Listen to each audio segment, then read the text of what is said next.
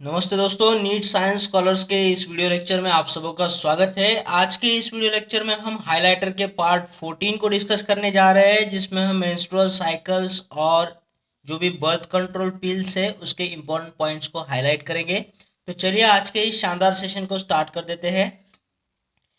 देखिएगा, menstrual cycle जो होता है ना, इसे शॉर्ट में एमसी भी बोलते हैं। तो ये मेंस्ट्रुअल साइकिल जो है ये फीमेल में होता है और ये तकरीबन 28 दिनों का होता है दोस्तों। 28 डेज साइकिल होती है ये पूरी।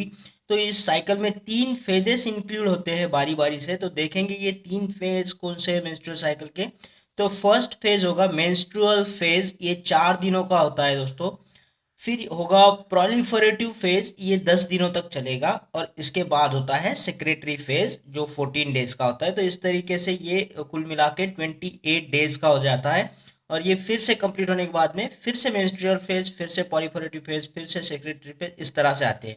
अब ये फेजेस जो है ये फीमेल में कब से दिखना चालू हो जाता है? ये 12 से लेकर के 14 साल की उम्र में ये स्टार्ट हो जाता है।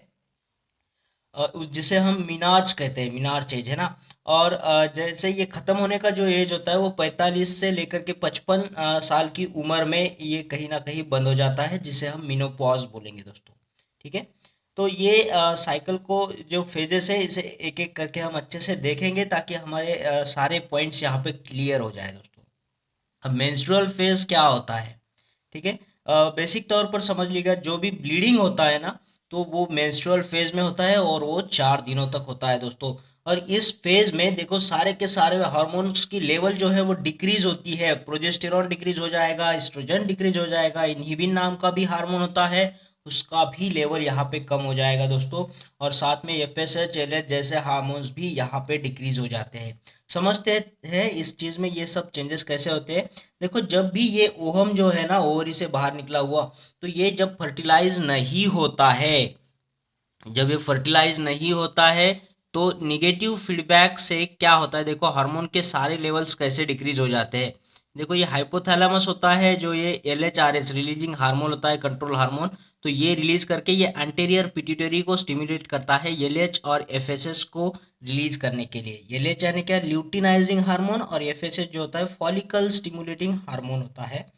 यहाँ पे देखो एलएच जो सिक्रीट होता है ना वो बनाता है कार्पस ल्यूटियम। ठीक है, ये ल्यूटिनाइजिंग है तो ये ल्यूटियम बनाएगा, कॉर्पस ल्यूटियम।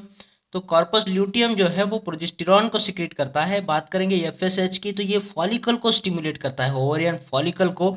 और जो फॉलिकल है वो सिक्रीट करता है एस्ट्रोजन। तो इन हार्मोन्स का अपना एक निगेटिव फीडबैक होता है कि हमारी लेवल बढ़ चुकी है, अभी हमारा जो सिक्रीशन है वो बंद करवा दो, ऐसा ऊपर मैसेज भेजते हैं। तो ये निगेटिव फीडबैक से एलएच का रिलीज जो है वो कम करा देते हैं, एफएस का रिलीज कम करा देते हैं, जिसकी वजह से इनका अपना भी जो रिलीज है, इनका जो फॉर्मेशन है वो भी डिक्रीज हो जाता है। तो बात करेंगे यहाँ पे ये लुटिनाइजिंग हार्मोन की, ये भी यहाँ पे डिक्रीज हो जाएगा, है ना। और जब ये डिक्रीज हो जाएगा, तो जो भी कॉर्पस लुटियम है जो एलएच के बदौलत जिंदा है ना, एलएच है तो कॉर्पस लुटियम है। अब एलएच ही नहीं है तो कॉर्पस लुटियम क्या हो जाएगा, डिजेनरेट हो जाएगा, ये ब्रेक हो जाएगा ये। और इस जब कॉर्पस ल्यूटियम नहीं रहेगा तो प्रोजेस्टेरॉन का लेवल भी डिक्रीज हो जाएगा। तो इस तरीके से सारे हार्मोन्स डिक्रीज हो रहे हैं। यहाँ पे देखो ये कॉर्पस लुटियम भी ब्रेक हो चुका है, डिजेनरेट हो चुका है। तो ऐसे जो भी डिजेनरेटेड सेल्स है, और जो भी एंडोमेट्रियम के भी कुछ कैपिलरीज होते हैं, सेल्स होते हैं, वो भी ब्रेक डाउन होना शुरू हो जाते हैं। कॉर्पस लुटियम ब्रेक हो गया, और इसमें जो हमारा अनफर्टिलाइज एग है वो भी यहाँ से आउट होता है। ब्लड में ये सारे कंपोनेंट्स यहाँ पे इंक्लूड होते हैं और ये ब्लड बाहर आता है दोस्तों। और इसमें कुछ सिक्रीशंस भी होते हैं एंडोमेट्रियल ग्लैंड्स के, तो ये सारा मटेरियल ब्लड के फॉर्म में यहाँ पे बाहर आता है। और जिसे हम ब्लीडिंग के तौर पर देख सकते हैं, ये 4 दिनों तक होता है दोस्तों लगातार। ठीक है। तो हम यहाँ पे समझ गए कि मेंस्ट्रुअल फेज क्या होता है। तो यहाँ पे जितना भी कुछ जी जनरेट हो रहा है ना, खराब हो रहा है, सब कुछ टूट रहा है, वो सब कुछ टूटा हुआ जो material, capillary cells, endometrial glands के secretions, unfertilised ovum, corpus luteum, ये सारा जो मटेरियल ब्लड के फॉर्म में आ रहा है, इसे खास तौर पर हम मेंस्ट्रुअल फेज कहेंगे। तो ये 4 दिनों की होगी। चलिए अगला फेज डिस्कस करेंगे, प्रोलिफरेटिव फेज। देखिएगा, प्रोलिफरेटिव फेज में क्या होता है, ये हार्मोन के लेवल बढ़ जाते हैं। कौन सा? एफएसएच और एस्ट्रोजन, ये दोनों हार्मोन के लेवल यहाँ पे बढ़े हुए होते हैं। और यहाँ पे देखिए हमने देखा मेंस्ट्रुअल फेज में कॉर्पस ल्यूटियम जो है वो डीजेनरेट हो चुका है ना। जब कॉर्पस ल्यूटियम डीजेनरेट होगा तो अब तो कोई नहीं है कि मैसेज दे ऊपर, तो इसलिए अब साइकिल है ये, तो ये एक के बाद में दूसरा फेज आता है इसमें। तो जो ये हाइपोथैलेमस और एंटेरियर पिट्यूटरी है ये अपने आप ही रिज्यूम हो जाते हैं साइक्लिकल एक्टिविटी के लिए। तो ये अपने आप ही रिज्यूम कि भाई यहाँ पे जो है एलएच कम हो चुका है, कॉर्पस ल्यूटियम भी नहीं है, प्रोजेस्टेरॉन भी नहीं है, तो इनको एक्टिवेट होना जरूरी है, तो ये खुद ब खुद एक्टिवेट हो जाते हैं, है ना। तो हाइपोथैलेमस एक्टिवेट होगा, एलएचआरएच को रिलीज करेगा, फिर उसके बाद में एंटीरियर पिट्यूटरी एक्टिवेट होगा, ये एफएसएच और एलएच को रिलीज करेगा। ठीक है, आप समझ रहे हो। यहाँ पे देखो ये कॉर्पस ल्यूटियम नहीं है तो हार्मोन का लेवल नहीं है, तो ये अपने आप एक्टिवेट हो जाएंगे। ठीक है, तो इसकी वजह से ये सब सिक्रीट होगा। फिर एफएसएच तो हमें पता है ये फॉलिकल स्टिमुलेटिंग हार्मोन है, तो ये ओवरियन फॉलिकल को स्टिमुलेट करेगा। जब ओवरियन फॉलिकल स्टिमुलेट हो जाएगा तो यहाँ पे ओवरियन फॉलिकल से एस्ट्रोजन हार्मोन भी रिलीज होगा, और ये एस्ट्रोजन रिस्पॉन्सिबल होता है प्रोलिफरेशन के लिए। ठीक है, एंडोमेट्रियम को ये प्रिपेयर करता है कि आगे अगर कुछ एग को फर्टिलाइज होना है तो उसे उसके उसको रखने के लिए ये पूरा तैयारी कर लेता है थोड़ा बहुत। जैसे एंडोमेट्रियम का वॉल की थिकनेस बढ़ा देगा, उसके ग्लैंड्स को प्रिपेयर करके रखेगा, इस तरीके से ये थोड़ा काम कर लेता है। और एस्ट्रोजन की लेवल जैसे बढ़ती है तो यहाँ से एलएच का लेवल भी बढ़ना शुरू हो जाता है, एस्ट्रोजन से एलएच का लेवल भी यहाँ से बढ़ना शुरू हो जाता है एंटीरियर पिट्यूटरी से। और ये जो एलएच यहाँ पे बढ़ता है तो ये एकदम स्टार्ट में ये जो यहाँ के जो एंड है प्रोलिफरेशन फेज का, जो 14th डे है, लास्ट डे, तो वहाँ पे ये ओवुलेशन का काम कराता है दोस्तों एलएच। ठीक है, इसके बदौलत ही यहाँ पे ओवुलेशन होता है। देखो ये समझते हैं दोनों दोनों फेजेस अभी तक जो हमने देखे। देखो 4 दिनों का मेंस्ट्रुअल फेज हो चुका है, फिर उसके बाद में जो है 10 दिनों का प्रोलिफरेशन फेज चलता है। तो ये कुल मिला के 14 डेज होता है, और इन 14 डेज के लास्ट डे यानी 14th डे पर जो एलएच का लेवल बढ़ा है उसके बदौलत यहाँ पे ओवुलेशन होता है दोस्तों। देखिए यहाँ पे क्या हो रहा है, ये ओरियन फॉलिकल की मैच्योरिटी को बढ़ाया जा रहा है ना। एफएसएच जो है ये ओवरी के अंदर जो फॉलिकल है ओरियन फॉलिकल, उसको यहाँ डेवलपमेंट चल रहा है उसका। और जैसे डेवलप हो जाता है ये, तो इसके आखिरी में जो एलएच जो बड़ा है यहाँ पे, तो वो क्या करता है, इसका ओवुलेशन करता है, यानी इसमें से एक को बाहर निकालता है, ओवम को बाहर निकालता है ये ओवरी से। ठीक है, अब जब ओवम बाहर आया है उसे सेकेंडरी oocyte कहेंगे। और जैसे ये ओवम बाहर आता है तो समझ लेना है कि ये प्रोलिफरेटिव फेज का एंड है, यहाँ पे प्रोलिफरेटिव फेज खत्म हो जाती है दोस्तों। तो यहाँ पे देखिए 28 दिनों में से 14 दिन तो यहाँ पे हमने देख लिए कि 14 दिनों में क्या क्या चेंजेस आ रहे हैं। तो ये 14 दिनों को हम फर्स्ट हाफ साइकिल भी बोल सकते हैं मेंस्ट्रुअल की। ठीक है, तो ये 14 डेज का फर्स्ट हाफ साइकिल हुआ। इस फर्स्ट को याद रखिएगा एफ एस एस से, एफ है तो एफ है ना, तो एफ एस एस का लेवल इसमें बढ़ा हुआ होता है। फिर फर्स्ट है यानी कि 1 भी बोल सकते हैं इसको फर्स्ट को, तो 1 से एस्ट्रोजन को भी याद रखिएगा।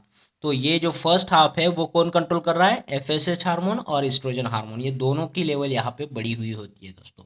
तो यहाँ पे हमने समझ लिया प्रोलिफरेटिव फेज में भी क्या हो रहा है। जैसे ओवरी को यहाँ पे मैच्योर किया जा रहा है, ओवरी के अंदर जो भी फॉलिकल है उसको मैच्योरिटी की तरफ बढ़ाया लेके जा रहा है, और इसकी साथ ही साथ एस्ट्रोजन यहाँ पे सिक्रीट हो रहा है फॉलिकल से। वो यूटेरस की वॉल को जो है एंडोमेट्रियम की वॉल को थोड़ा थिकनेस दे रहा है, उसकी ग्लैंड को यहाँ पे बना रहा है। ठीक है, तो ये सारे चेंजेस यहाँ पे आ रहे हैं। अब देखेंगे हम तीसरा फेज जो है सिक्रेटरी फेज को। देखो दोस्तों सिक्रेटरी फेज में जो है एलएच और प्रोजेस्टेरोन के हार्मोन की लेवल बढ़ी हुई होती है, ये ही इस फेज को कंट्रोल करते हैं। तो हमने 14 डेज को तो देख लिया जिसमें मेंस्ट्रुअल फेज हुआ 4 दिन का, और 10 दिन का प्रोलिफरेटिव फेज। अब बचे 14 दिन जो है मेंस्ट्रुअल साइकिल के, इसे हम second half of menstrual cycle कहेंगे, जो हमारा सेक्रेटरी फेज है जो 14 दिनों तक चलता है दोस्तों। ठीक है, अब इन 14 दिनों में क्या क्या होता है उसे भी यहाँ पे देखेंगे।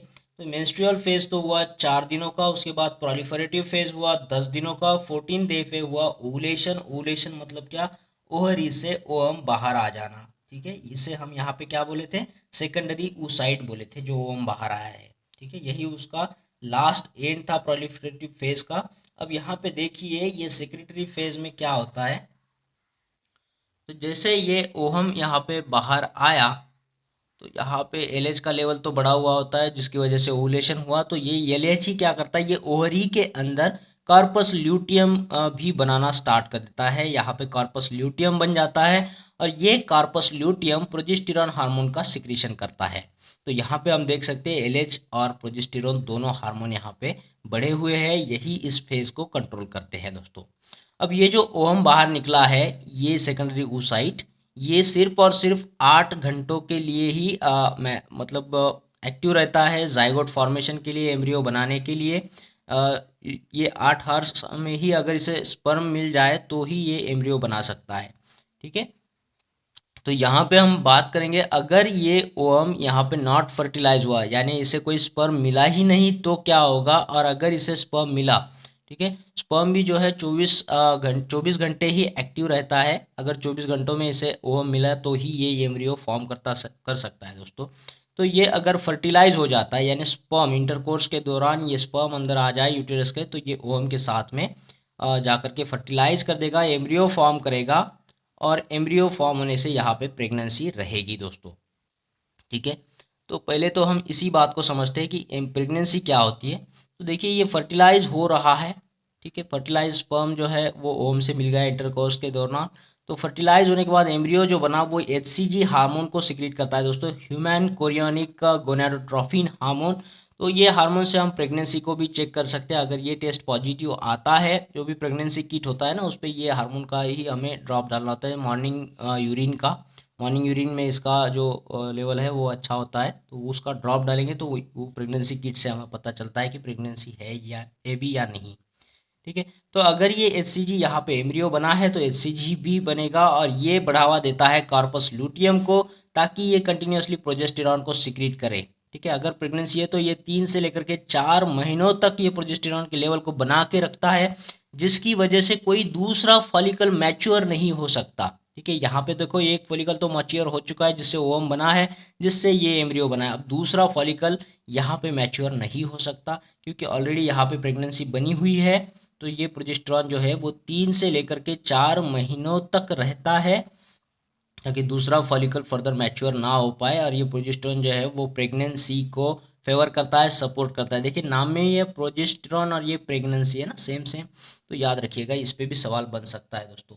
अब बात करेंगे फर्टिलाइज नहीं हुआ, अगर ये एक जो है फर्टिलाइज नहीं हुआ, इसे कोई इंटरकोर्स के दौरान कोई स्पर्म नहीं मिला है इस 8 आवर्स के दौरान, तो इसमें क्या होता है, धीरे धीरे से जो ल्यूटिनाइजिंग हार्मोन है उसका लेवल डिक्रीज होना स्टार्ट हो जाता है, और जो इसकी बदौलत जिंदा है कॉर्पस ल्यूटियम, वो भी डीजेनरेट होगा। अगर ल्यूटिनाइजिंग हार्मोन ही नहीं है तो कॉर्पस ल्यूटियम भी नहीं होगा दोस्तों, क्योंकि यहाँ पे देखिए प्रेगनेंसी तो है नहीं, HCG भी नहीं है, तो इसका कोई मतलब नहीं होगा। तो LH यहाँ पे डिक्रीज होगा, तो कॉर्पस ल्यूटियम भी डीजेनरेट होगा, जिसकी वजह से प्रोजेस्टेरॉन, एस्ट्रोजन, इनहिबिन करके सारे हार्मोन्स का लेवल भी डिक्रीज होने लगता है, निगेटिव फीडबैक की वजह से, जो हमने देखा था ऑलरेडी। और फिर से यहाँ पे ये डिजनरेशन की वजह से क्या होगा, मेंस्ट्रुअल फेज दिखेगा 4 दिनों का, फिर उसके बाद प्रोलिफरेटिव फेज दिखेगा 10 दिनों का, फिर 14 डेज पे ओवुलेशन होगा, और फिर यहाँ पे सिक्रेटरी फेज 14 डेज का दिखेगा। तो ये साइकिल कंटिन्यू होता है। ठीक है, तो ये मेंस्ट्रुअल साइकिल इस तरीके से चलता है। चलिए इसके बारे में और देखेंगे, इन्हीं फेजेस को एक बार रिवाइज कर लेते हैं। देखो हार्मोनल चेंजेस कैसे हो रहे हैं। फिर से पहले तो हाइपोथैलेमस यहाँ पे रिज्यूम हो रहा है एक्टिविटी के लिए, साइक्लिक एक्टिविटी के लिए। तो जैसे ये स्टिमुलेट करेगा LH RH के रिलीज को, रिलीजिंग हार्मोन को, तो ये एंटीरियर पिट्यूटरी को स्टिमुलेट करेगा ताकि वो FSH को रिलीज करे। फिर इससे ओरियन फॉलिकल यहाँ पे स्टिमुलेट हो जाएगा, क्योंकि ये फॉलिकल स्टिमुलेटिंग हार्मोन है, तो ये स्टिमुलेट होने की वजह से एस्ट्रोजन का लेवल बढ़ेगा। जैसे एस्ट्रोजन का लेवल बढ़ता है, वो एंटीरियर पिट्यूटरी से LH को भी सिक्रीट करवाता है।